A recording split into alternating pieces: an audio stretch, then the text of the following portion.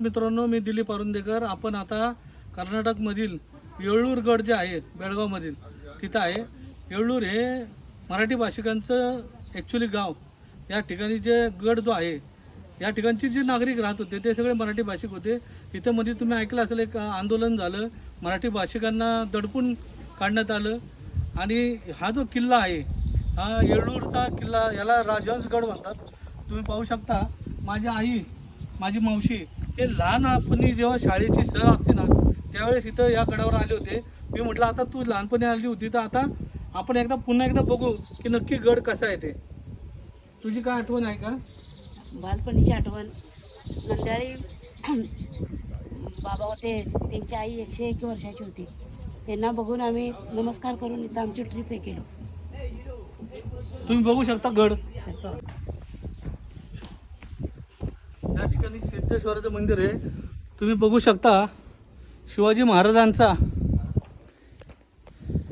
एक छानसा पुतळा. किती छान असा पुतळा इथं आहे. हे आहे कर्नाटकातील येळ्ळूर येथील राजहंसगड. या ठिकाणी महाराजांचा पुतळा तुम्ही बघू शकता. आपल्याला ज्यांच्या ठिकाणी नतमस्त व्हावं वाटतं असे शिवाजी महाराज. किती सुंदर आणि छान या ठिकाणी शिवाजी महाराजांची मूर्ती आहे.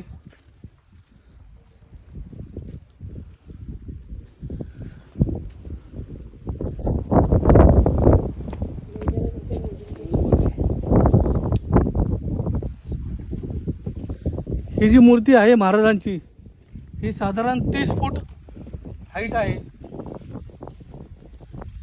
सुरेख असं काम इथे दिसून येत आहे.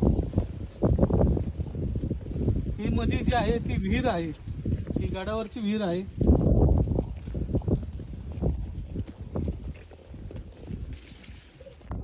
हा जो पुतळा आपण पाहतो आहे हा पंचधातूचा पुतळा आहे.